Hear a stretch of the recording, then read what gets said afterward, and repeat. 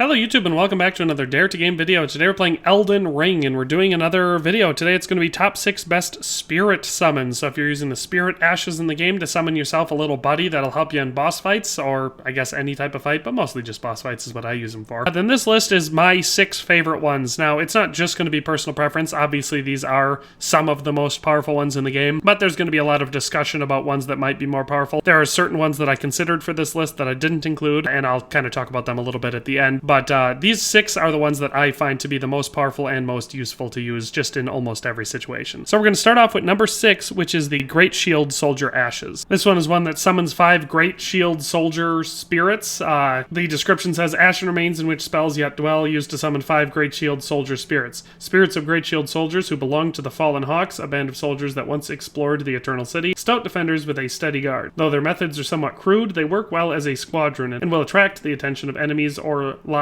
ghost flame from the rear guard. So this one consumes a medium amount of FP, so 74 points of that. And honestly, I find them to be quite useful as they make a very chaotic summon. So as far as where to get these, you're going to make your way to the Nokron Eternal City. It's this underground region here. You can only get here once the meteorite after the Star Scourge Radahn boss fight has busted a hole in the ground, and you go down, and this will be the first area that you'll come to, so the Nokron Eternal City. Once you're down here, you're going to be, just follow the path I'm going across. You shoot straight across the little city portion here, and you'll find it in the graveyard. And so once you've made your way to this little graveyard section, you'll see that there are 2 corpses in here.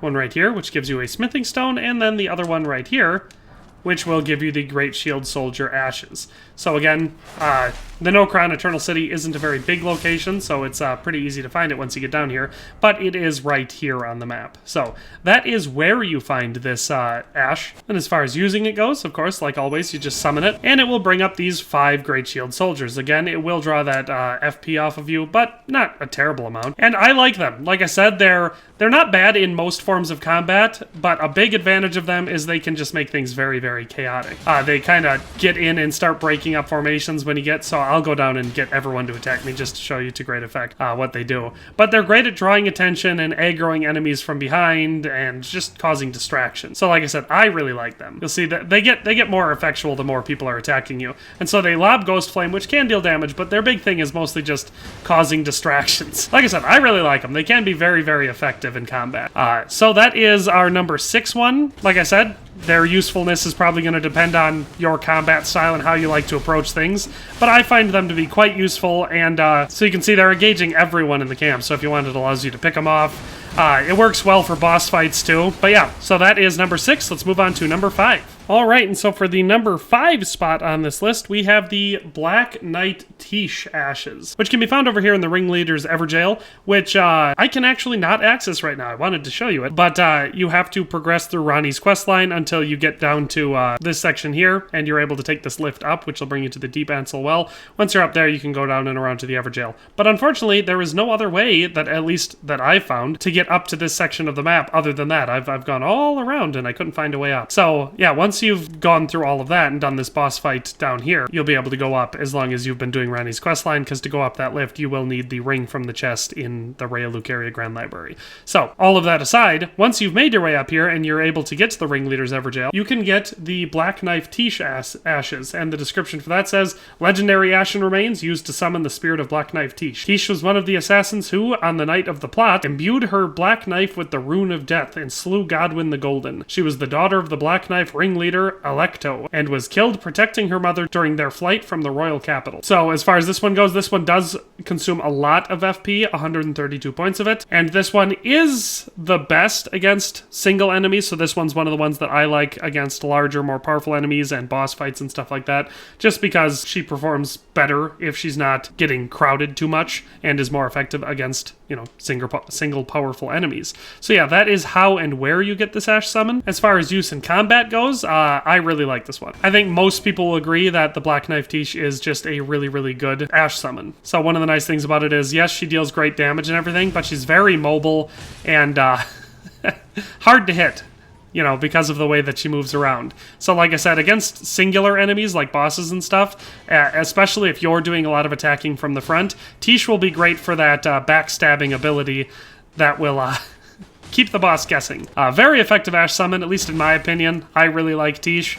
and I've used Tiche quite a bit, and that's why I like to include her here. And obviously being able to do that ranged hemorrhage attack is pretty useful as well. So yeah, that is why Tiche takes the number 5 spot. So let's move on to number 4. So the next Ash of War we're going to be looking at is the Radahn Soldier Ashes. And now these ones, for the description, says Ashen Remains in which spirits yet dwell, used to summon the spirits of 2 of Radahn's soldiers. Both spirits wield fiery weapons to perform powerful skills, such as their valor that they will immediately attack after being summoned. General Radahn soldiers were all reputed to be masterful warriors, and it is popularly said that the Redmanes knew no weakness. So one of my favorite summons in the game, one of the ones that I've used the most. As far as how to get these ones, once you've done the Radahn boss fight, you'll have this kind of sub-region unlocked, and there's not much in it, except way to the north, the War Dead Catacombs. So let's just ride over there, and I'll show you how to get these ashes in those catacombs. Alright, once you've gotten yourself to the War Dead Catacombs, you're going to follow the path that I'll show you here. I'll just kind of zip through it. Note, there are a bunch of phantom enemies in here that can be pretty difficult to fight because they deal really, really high damage, and of course, like all phantoms, can like disappear and then reappear behind you. It's really annoying.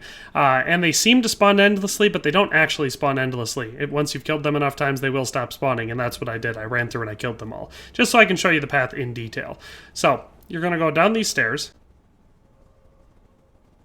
Then when you get to the end of this hall, you're going to turn right and go up these stairs. Then you're going to follow this tunnel for a ways.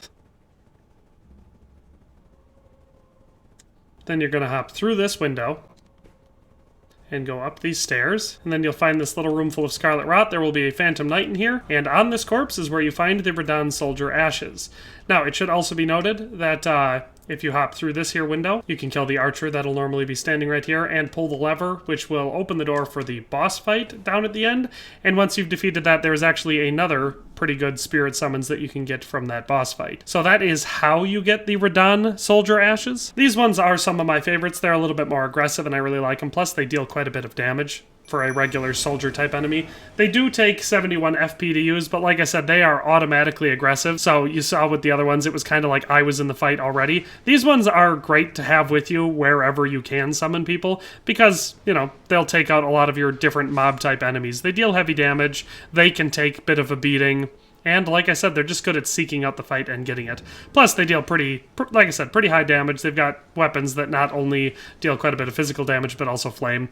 Honestly, they can take out this whole camp without me. I don't need to help them at all, and they will win this fight. So that is number 4. Let's move on to number 3. All right, so for number 3 on our list, we have the Nightmaiden and Swordstress puppets. And so these ones are pretty useful in most situations. The description says, an old puppet crafted in the Eternal City, used to summon the spirits of a Nightmaiden and Swordstress, 3 sisters, members of a cold-blooded race, who wield flowing weapons, became puppets of their own volition. Pretty powerful one here. Again, it's going to be a puppet type one, and most of your puppet ashes are going to be quite powerful. This one does consume higher FP, not the highest on this list, but pretty high at 97. As far as where to get this summon goes, it's going to be down here in the Nokstella Eternal City, and so to get here, it's the 3rd step in your underground travel. So if you make it to the end of the Siofra River, the Great Waterfall Basin section, there'll be an abandoned coffin that you can ride over here to Deeper Depths, and then from there you can ride another one over to the Ainsel River, and then you can make your way down into the Nokstella Eternal City. And then right where I've got this marker is where you're going to find this. And so I'll just zip through and show you the path to get there.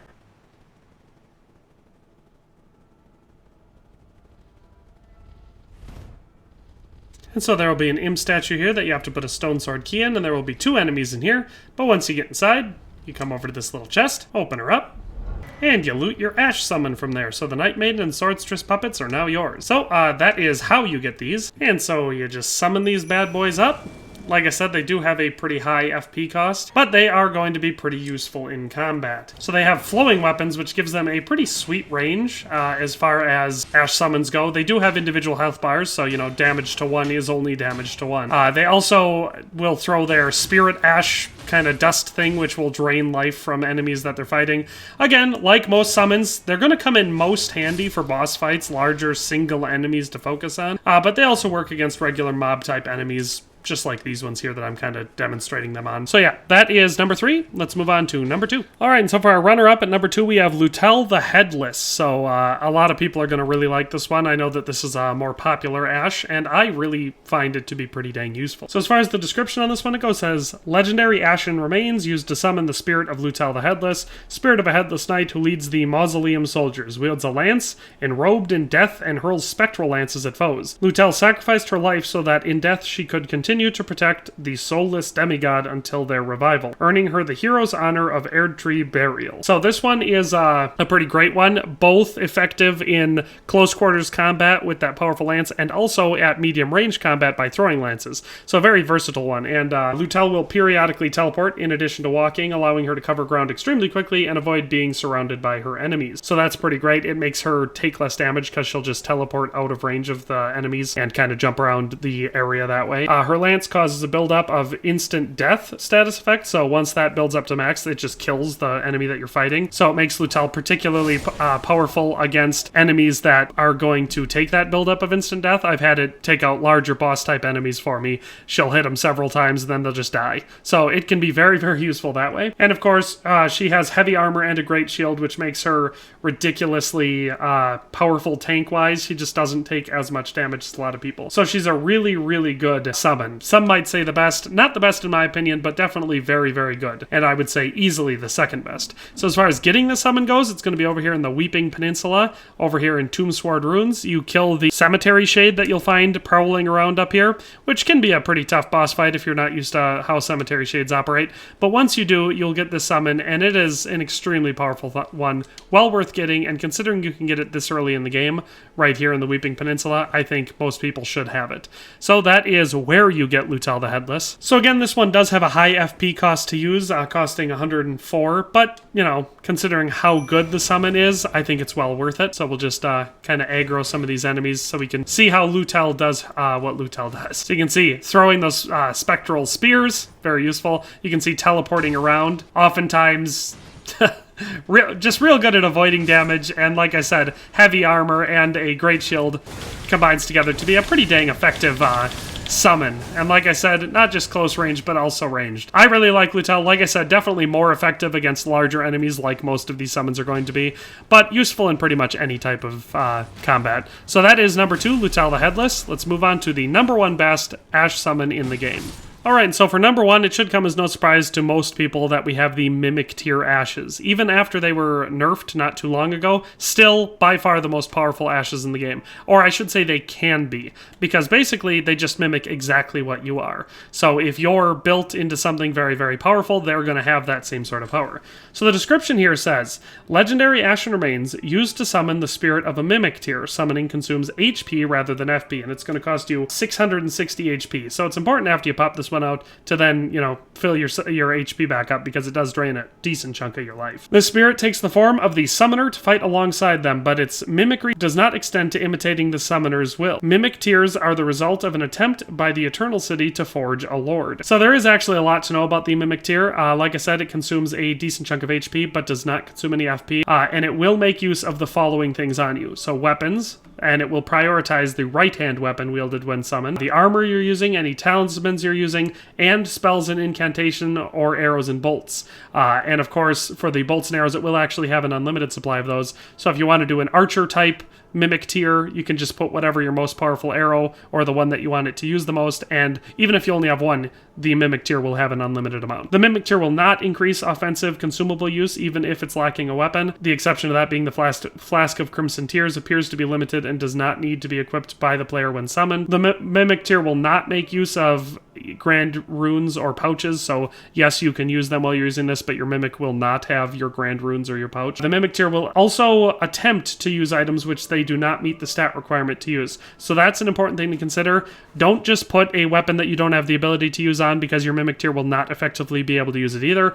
And if you have like a spell equipped maybe, because you're using a dual wield build where you have a weapon in one hand and a casting ability in the other, and you have a spell equipped that you don't have the requirements to use, your Mimic tier will try to use it, even though the Mimic tier does not have the ability to use it, and it'll fizzle out. So don't ever have anything equipped that you can't effectively use before summoning your Mimic tier. Another important thing to remember is that they will one-hand a weapon even if they fail to meet the strength requirements of that weapon, and they won't make use of the two-handed stance, giving them the bonus. So unless you have the strength ability to one-hand a colossal weapon, don't have your Mimic tier using it one-hand. Don't use it when you summon a Mimic tier, because they will use it one-handed and will therefore be quite a bit less useful. So those are some things to know about the Mimic tier and how to use it effectively. But as far as getting it, you have to be down here in the the Offer River section, and once you've come down here, the closest site of grace is going to be the Ancestral Woods, and I'll just kind of zip through to show you how to get there, but basically you're trying to get to this little room over here.